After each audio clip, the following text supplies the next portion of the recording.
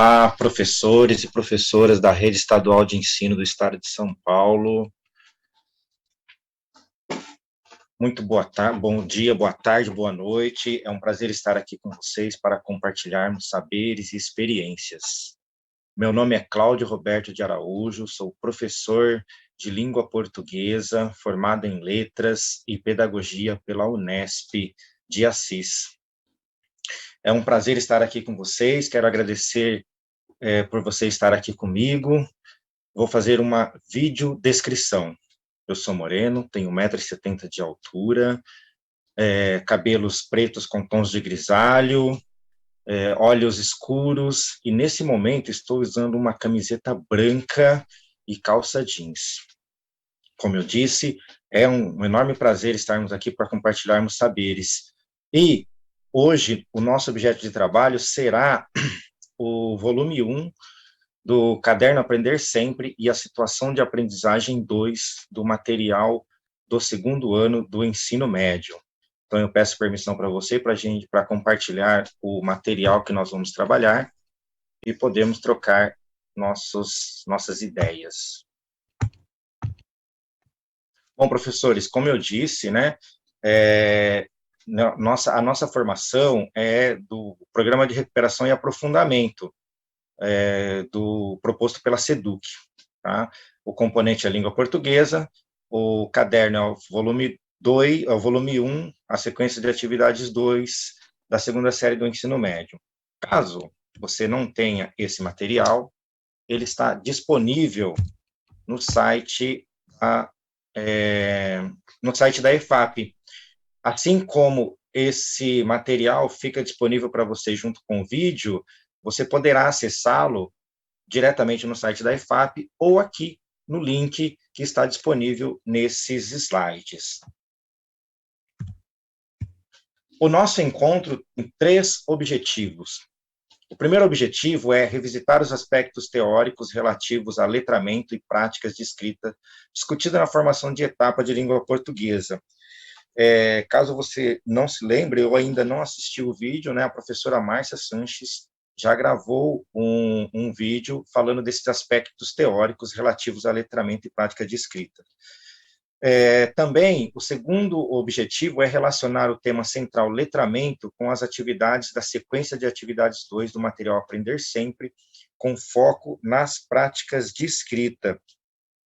E nesse momento será o momento em que nós vamos analisar realmente atividades do caderno Aprender Sempre.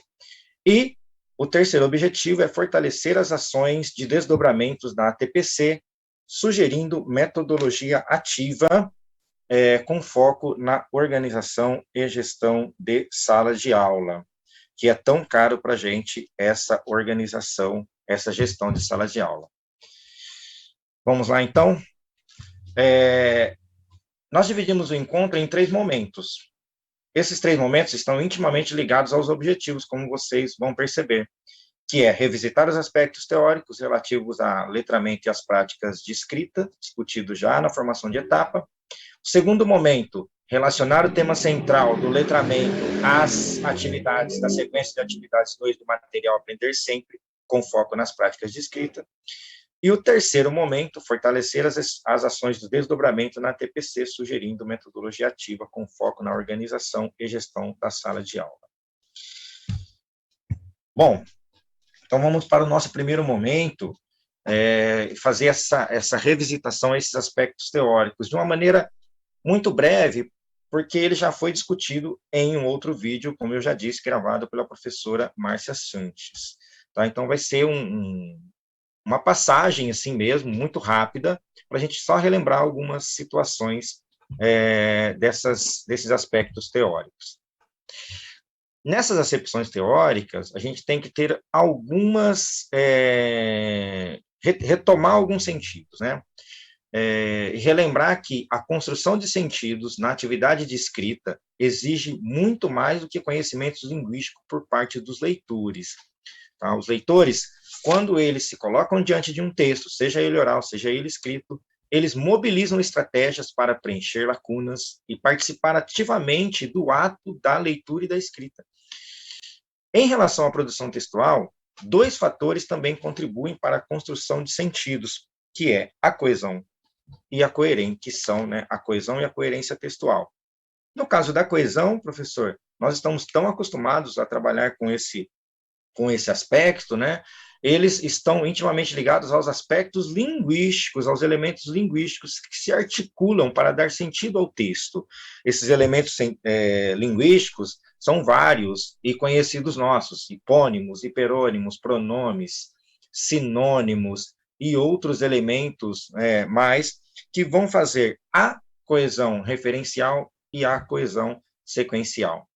Já no plano da coerência, né, a coerência, ela se realiza na comunicação entre os interlocutores, por meio de um conjunto de saberes cognitivos, interacionais, situacionais e socioculturais, conforme afirmam Charolles e Van Dijk, citados em Ingeborg Koch, 1999.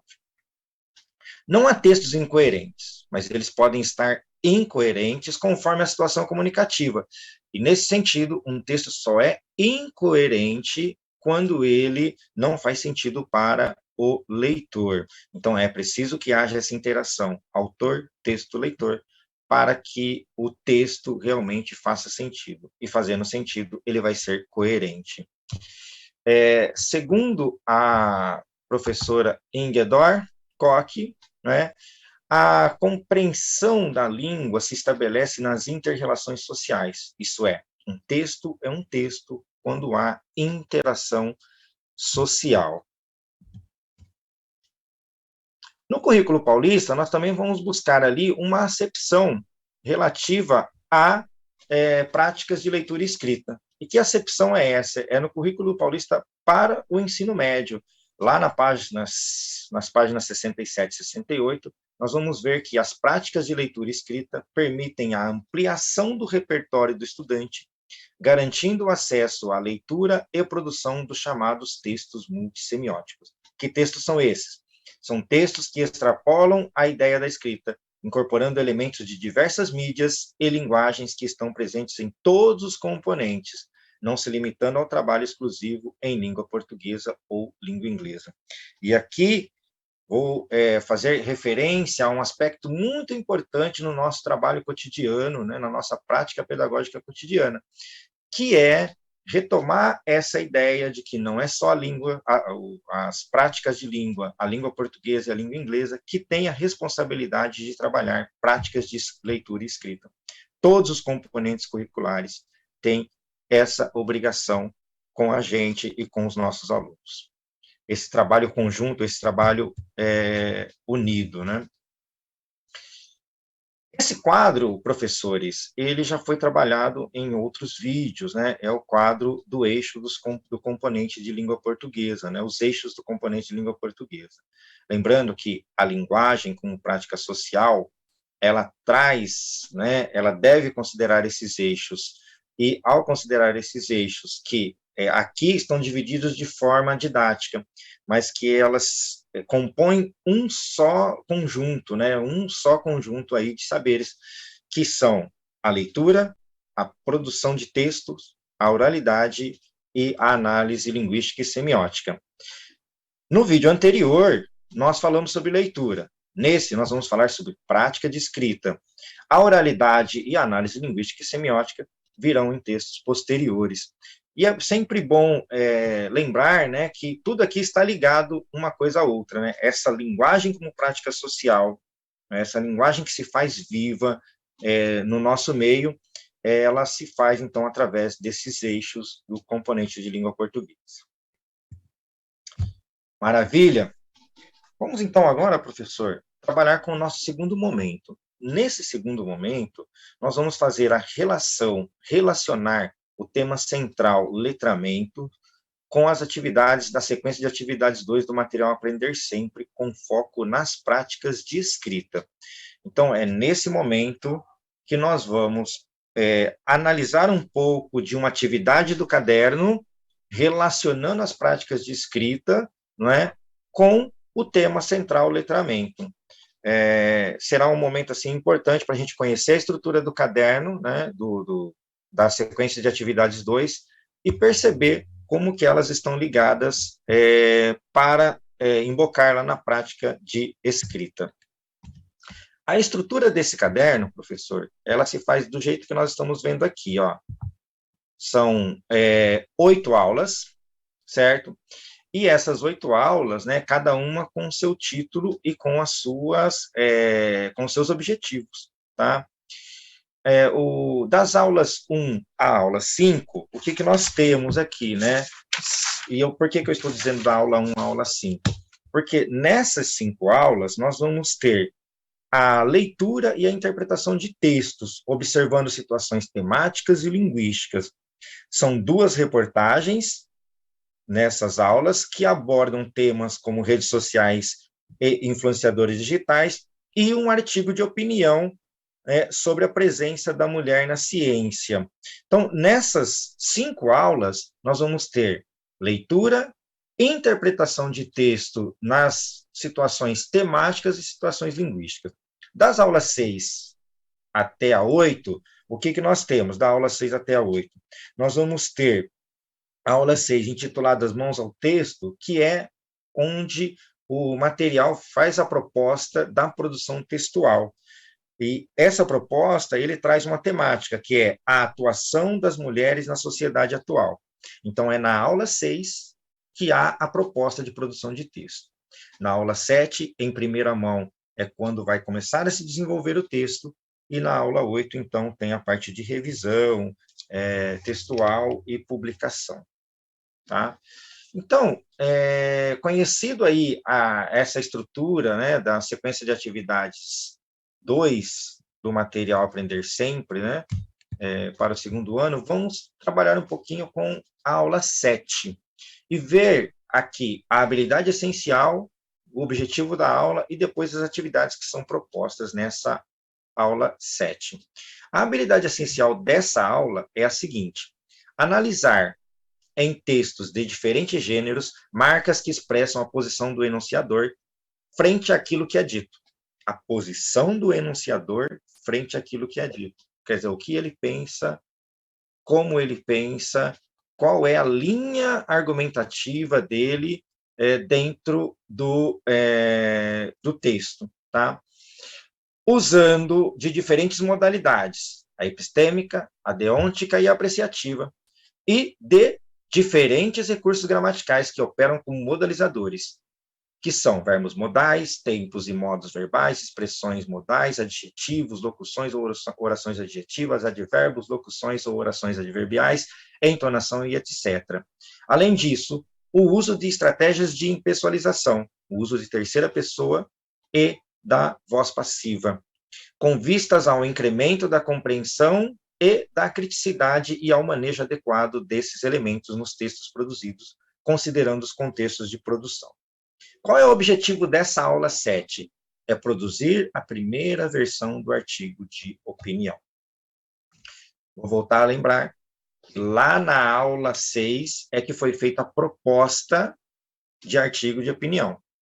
Tá? Então, essa proposta, com a temática do texto, ela já foi dada um pontapé lá na aula 6. Então, aqui a gente dá continuidade da aula 6. Né? Então, é importante, né, professor e professora, ver ou esclarecer bem o comando para o aluno. Pedir para ele fazer uma primeira leitura e depois vir esclarecendo o que é que está sendo pedido para ele, né? No caso aqui, ó, dando continuidade ao desenvolvimento do texto, você deverá produzir a primeira versão do seu artigo de opinião. É hora de unir as anotações do seu planejamento. Lembre-se de que a escrita é um processo e, portanto, é formada por passos. Planejar, produzir a primeira versão, reler, avaliar, corrigir, produzir a segunda e terceira versões e divulgá-lo.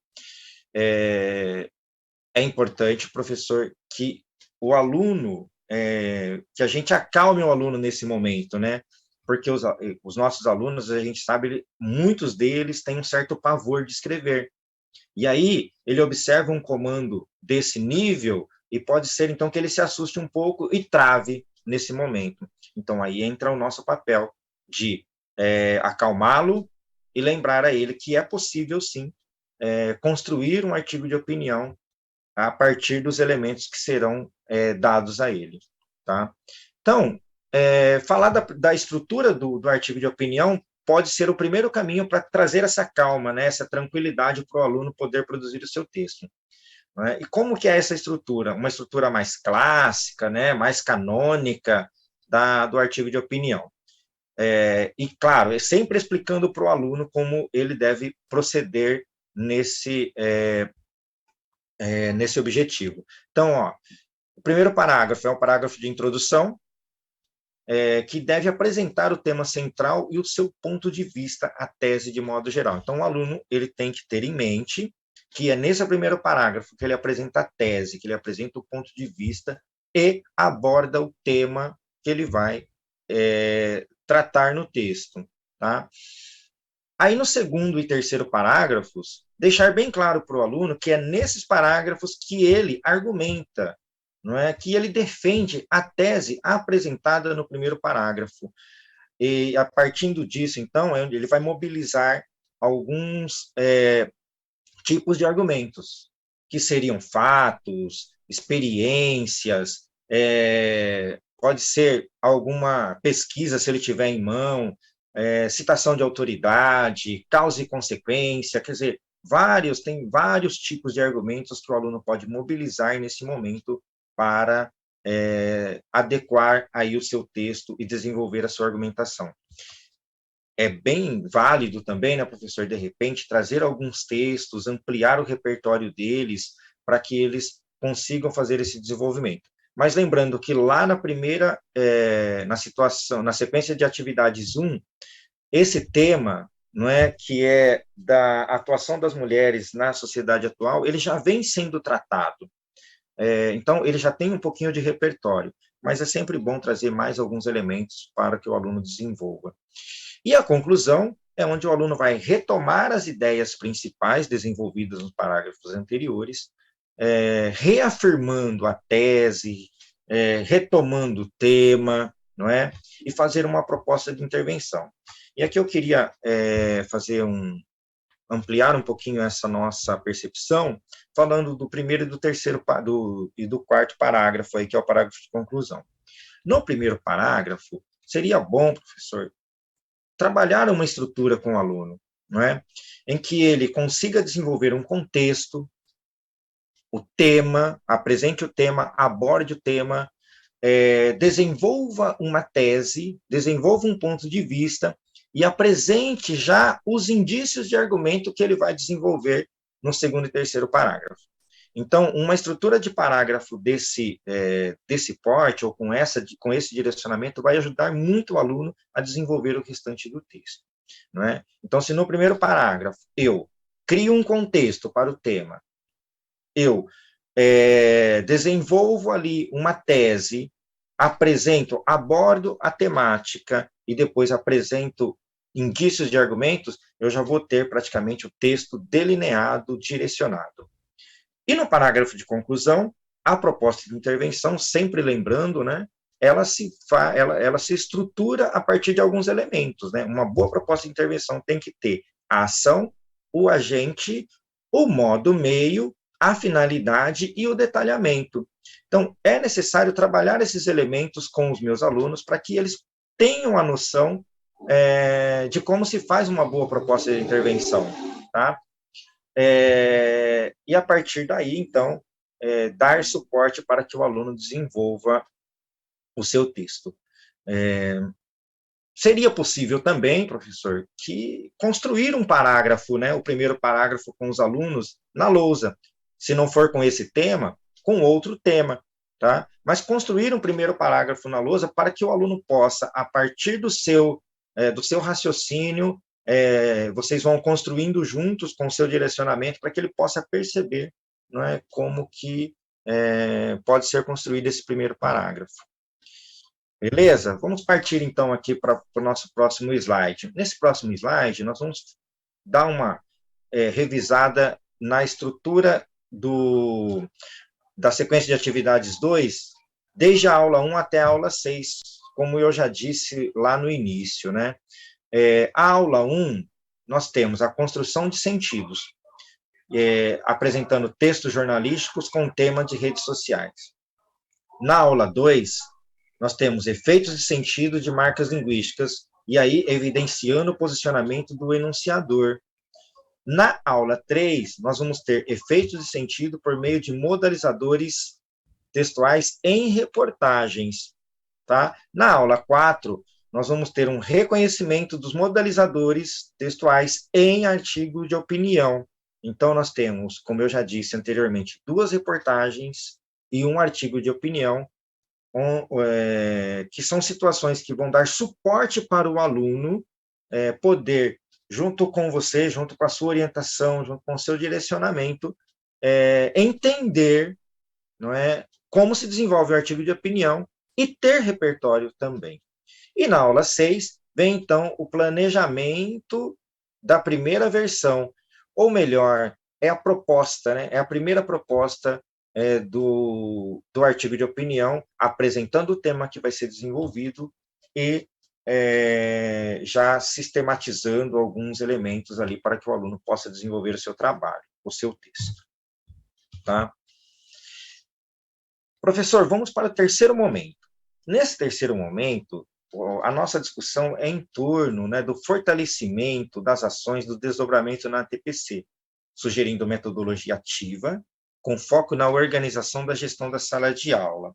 Nesse caso, a metodologia ativa que nós vamos apresentar aqui é o Design Thinking, que você já deve ter ouvido falar, né, em tantos momentos aí, em vídeos que já deve ter assistido, ou informações, né, N informações que você já deve ter passado, né? As metodologias ativas, elas estão, assim, muito em voga na educação, apresentando, assim, abordagens muito interessantes que podem ajudar na ampliação, realmente, das suas formas pedagógicas, no seu jeito de dar aula, tornando a aula mais atrativa, mais propositiva, em que o aluno tem um protagonismo maior na resolução de problemas, nas propostas, né, de soluções para as diversas situações. Tá?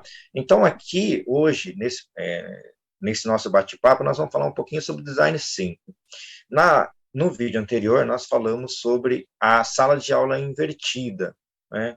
E nos próximos vídeos, vamos ampliando aí, né, sugerindo novas abordagens, novas metodologias, para que a gente possa ampliar o nosso repertório também de metodologias pedagógicas. Uma sugestão é a metodologia Design Thinking. Se você ainda não sabe o que é Design Thinking, existe um vasto material na internet, em sites, não é, cursos de formação, existe muito material, não é, sobre essa metodologia ativa, que tem ganhado aí muito espaço nas escolas, tá? Por ser uma metodologia que trabalha com a resolução de problemas, por ser uma metodologia que procura, de alguma forma, desenvolver no aluno a percepção de que ele pode resolver um problema pensando desde o início dele até o produto final. Então, nós vamos tratar um pouquinho, né, dos objetivos, do pensamento, do que é o Design Thinking, e, de alguma forma, tentar aí, mostrar, não é, que dá para trabalhar com essa metodologia em sala de aula. Lembrando, sempre, que o professor conhece o perfil da sua turma, sabe com que aluno ele está lidando, sabe com que aluno ele está trabalhando, então, sabe o perfil e o momento mais adequado de se trabalhar com metodologias desse tipo, tá? Mas é sempre válido tentar. O que a gente não pode é desistir logo de início e achar que não vai dar.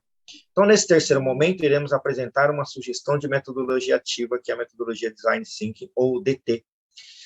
Segundo as traduções literais, Design Thinking significa pensamento de design. É uma metodologia que surge, né, muito na área da indústria, para o desenvolvimento de produtos e serviços visando solucionar problemas das pessoas, tá? É uma forma inovadora, e na educação é uma forma inovadora que propicia refletir e abordar problemas com foco nas resoluções a partir de um pensamento centrado em pessoas. Na escola, é uma metodologia muito usada para desenvolver projetos na educação básica.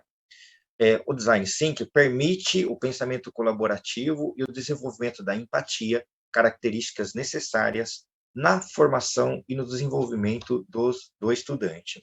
O interessante aqui, né, professor, é pensar no trabalho colaborativo, no trabalho em grupo, cabeças pensando para solucionar um problema, para resolver problemas que estão à nossa volta e que muitas vezes a gente não enxerga, ou se enxerga e não vê soluções, mas que várias pessoas pensando junto podem encontrar um caminho para solucionar esses problemas. Então, a sala de aula ela pode ser um espaço muito colaborativo, muito produtivo para o desenvolvimento de atividades com o Design Thinking. Quais são os objetivos de um projeto, né, desenvolvidos a partir do DT, né? Então, nós temos incentivar a autonomia, a criticidade, a criatividade em produções textuais a serem realizadas pelos estudantes. E aqui nós estamos falando de protagonismo, nós estamos falando de criatividade, de empatia, de relacionamento, né? De uma série de saberes e de competências socioemocionais que vão se cruzando ali para se desenvolver um projeto, né? Possibilitar que estudantes assumam a autoria de seus próprios textos na construção de variados gêneros textuais por meio de pesquisas, posicionamentos críticos e de criação em busca de soluções. E, novamente, aqui a gente volta a falar em protagonismo, né? Esse desenvolvimento do aluno que procura ele ser protagonista, ser autor, né, do seu próprio desenvolvimento, né? Aquele que não espera muito chegar, ele vai atrás do conhecimento, tá? Então, outro objetivo é desenvolver práticas de escrita significativas que extrapolem os muros da escola e contribuam para práticas que diminuam problemas do entorno e ou do cotidiano dos estudantes. Aqui a gente está falando de desenvolvimento de práticas que vão além dos muros da escola e que podem ser solucionadas a partir do trabalho colaborativo, do pensamento colaborativo, da ajuda entre os estudantes, da colaboração e da orientação do professor, né, extrapolando os muros da escola, saindo um pouco desse entorno ou daquele mundo fechado que muitas vezes é a escola e extrapolando para fora dela. Como é que a gente organiza as etapas de um projeto desse nível, né? Parece uma coisa distante da gente, mas não é. Não é? As etapas de um projeto desse nível, se forem bem organizadas, elas são bem factíveis e bem possíveis de serem feitas. Né? Então, vamos pensar, né, num tema como a coleta de lixo. É preciso, antes de mais nada, escolher um tema, escolher um desafio, escolher um problema a ser solucionado. Então, vamos pensar que fosse coleta seletiva de lixo. Tá? Como é que a gente poderia desenvolver um tema como esse para resolver um problema que determinado bairro ou cidade tenha? Não é? E nós estamos pensando numa produção textual, não é? Que seria um artigo de opinião voltado para uma temática desse tipo. Tá? Aí, essa produção textual seria definida pelo professor e pelos estudantes. A gente está sugerindo que seja um artigo de opinião, mas pode ser outras situações. O artigo de opinião, acredito eu, que esteja muito ligado a essa temática de coleta seletiva de lixo, que é a que nós estamos sugerindo, mas é só como exemplo, tá? E se fosse coleta seletiva de lixo, algumas questões disparadoras seriam importantes, né? Então, vamos pensar. que a gente poderia fazer um hall de perguntas para os alunos, para eles pensarem no problema e já pensarem também na solução desse problema. Tá? Então, o que você sabe sobre coleta de lixo? Seria uma possível pergunta.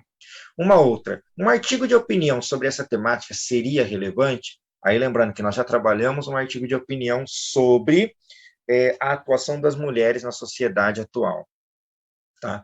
Que argumentos? E aí é bom ampliar um pouco o repertório deles sobre argumentos, né? E, se possível, trabalhar o que é argumentação, né, em sala de aula. Então, que argumentos poderiam ser usados para mobilizar as autoridades a resolver os problemas com as enchentes por causa da falta de coleta seletiva?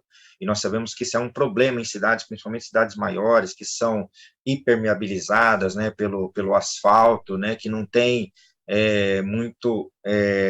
não tem áreas que são que absorvem a água, e aí o lixo acaba sendo um problema realmente, entope em bueiros e etc. O que poderia ser feito? Que argumentos a gente poderia usar para convencer as autoridades a realizar uma coleta seletiva, né? Outra pergunta, em quais suportes ou mídias o artigo de opinião poderia circular? Isso é, um artigo de opinião sobre coleta seletiva de lixo, ele poderia circular em quais suportes? TV, rádio, internet, jornal, revista, sites especializados, qual seria o suporte? Qual é o público-alvo para direcionar o artigo de opinião? Quais as possíveis ou quais as proposições, quais as propostas você faria para diminuir esse problema na região em que mora? E aí é interessante, né, a gente está falando de artigo de opinião, porque é o tema dessa sequência de atividades 2. Mas aqui você poderia fazer uma carta aberta, não é? Você poderia fazer, de repente, trabalhar até com anúncio publicitário, né, anúncios voltados para conscientização, tem uma série de outros gêneros textuais que você poderia trabalhar. Uma outra proposta seria, por exemplo, professor, trabalhar com histórias, aproveitando aí, né, o mês das mulheres, né, trabalhar com histórias das mulheres da nossa comunidade, da nossa comunidade escolar. Eu acredito que tem histórias lindas de mães, de funcionárias da escola, que poderiam ser exploradas e ser contadas para a nossa comunidade escolar. E aí a gente poderia trabalhar com entrevista, poderia trabalhar com biografia, com autobiografia, não é? Com vídeos, seria também uma outra forma, um outro projeto, né, de valorização da mulher, né, e que poderia ser desenvolvido através das etapas de um design thinking. Então, há várias possibilidades, né, de desenvolvimento de um projeto a partir dessa metodologia ativa. E a metodologia ativa, ela tem algumas etapas, né, algumas etapas que são importantes a gente passar. A primeira é a descoberta, a segunda é a interpretação, a terceira a ideação, e aí depois nós temos a experimentação ou a prototipação, que é o protótipo, né? E por último, a evolução-ação, que seria a concretização das ideias. Nós vamos trabalhar um pouquinho com elas, né, a partir do próximo slide, onde nós vamos mostrar aí como cada etapa dessa está definida, né, quais são as características de cada etapa dessa, no desenvolvimento de um projeto a partir do Design Thinking. Então, essas etapas, né, a gente pode dizer que são o seguinte: a descoberta é o momento da identificação de um problema ou de um desafio proposto. Tá? Os estudantes debatem acerca dos temas selecionados, trocam experiências a respeito do assunto e se preparam para a pesquisa. A interpretação é o momento de pesquisar em materiais impressos, digitais ou por pesquisas de campo, entrevista na escola, na comunidade, personalidades convidadas, entre outras, bem como de coletar os dados relevantes para o projeto. A terceira seria a ideação, que é o espaço de fala e de escuta. Os estudantes apresentam ideias e propostas de solução para a temática apresentada. Orientar para que não haja julgamentos, o que deve ser mediado pelo professor, caso haja algum assunto que gere polêmica infundada. E aí a gente deve tomar, então, cuidado com os temas sensíveis, né, que levam a debates ou a discussões que, às vezes, trazem algumas situações em sala de aula que a gente deve evitar. Experimentação ou prototipagem.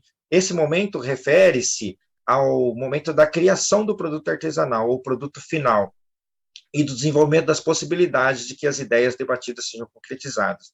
Escolher as formas de apresentação, que podem ser esquemas, banners, cartazes, encenações, vídeos, entre outros, tá? E, por último, a evolução-ação. Os grupos expõem as soluções a partir das escolhas dos temas, sempre pensando em questões que incomodam ou afligem tanto os estudantes quanto os moradores da redondeza, bem como o ambiente escolar. Então, essas são as 5 etapas de um projeto feito a partir do Design Thinking. Veja, professor, que bem organizado é possível fazer, é possível desenvolver projetos a partir dessa metodologia ativa. Perdão. Além disso, nós podemos, o que nós podemos ver na gestão da sala de aula? Organização dos espaços e dos agrupamentos. A gente pode organizar a turma em grupos, e o Design Thinking é bom que seja realizado em grupos, dispor as carteiras em formato de um semicírculo, por exemplo, né? Tá? Verificar se há equipamentos para projeção, recursos tecnológicos ou materiais de arte para a produção de cartazes.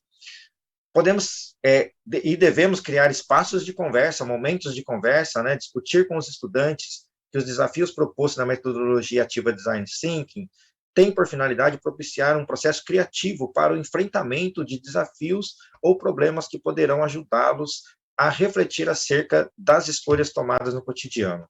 Também, definir juntamente com os estudantes os temas relevantes para a escola ou a comunidade para produção textual.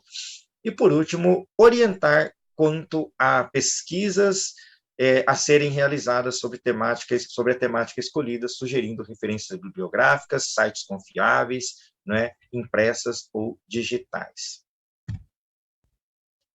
E a avaliação? Nós podemos pensar numa avaliação, né, desse tipo de projeto, sem descartar as avaliações de ação tradicionais, como a diagnóstica, formativa, somativa e etc., mas podemos observar a avaliação através da observação, né, do respeito pelo prazo e a conclusão das etapas, verificar o compromisso com as pesquisas e coletas de dados pesquisados, analisar o protótipo final como a criação de plataformas coletivas de conhecimento, proposição de soluções com clareza, coerência e objetividade, analisar a criatividade na proposição da socialização dos trabalhos, incentivar a autoavaliação entre pares. E aqui você pode criar aí, quem sabe, uma planilha onde você vai fazendo um checklist dessas avaliações. Na ATPC, é claro, a gente pode pensar em alguns desdobramentos. Numa primeira etapa, reunir-se com seus pares para discutir as sugestões apresentadas nessa formação e refletir de que maneira os conceitos relativos ao letramento e à escrita podem contribuir para o planejamento da sequência de atividades 2. Numa segunda etapa, selecionar as aulas da sequência de atividades 2 que atendam às habilidades necessárias para serem retomadas com seus estudantes. Analisar a possibilidade do uso da metodologia Design Thinking para os anos finais e articular com os processos de escrita de forma interativa, de maneira a colocar os estudantes como centro da aprendizagem. Numa terceira etapa, lá no ATPC, elaborar o planejamento na ATPC, observando se as sugestões acerca do trabalho com as habilidades essenciais e os seus respectivos objetos de conhecimento possibilitam fortalecer a transversalidade da escrita, sempre promovendo a interação e a integração entre os estudantes, professores e vice-versa. O que nós vimos na nossa formação de hoje, né, nesse vídeo? Apresentamos as concepções teóricas relativas ao tema letramento, com um enfoque em práticas de escrita. Discutimos o tema central do letramento, tendo como foco a concepção de escrita e analisando a sequência de atividades 2 do primeiro bimestre do Aprender Sempre, da segunda série do ensino médio, e sugerimos proposta de metodologia ativa com enfoque no planejamento da gestão em sala de aula a ser desenvolvido na TPC da escola. Essas são nossas referências textuais. E eu vou aqui me despedindo, professor, me despedindo de você, agradecer, professor, agradecer, professora, por você ter compartilhado, ter desses momentos comigo, estar aqui presente nesses minutos que nós podemos, então, compartilhar saberes, experiências. É claro que é um compartilhamento, que é um monólogo, só eu estou falando, mas eu espero ter contribuído de alguma forma para as suas reflexões, isso, de alguma forma sugerido alguma coisa que seja interessante na sua prática de sala de aula. Valeu? Não esqueça de avaliar o nosso trabalho. Um abraço e até a próxima. Obrigado novamente.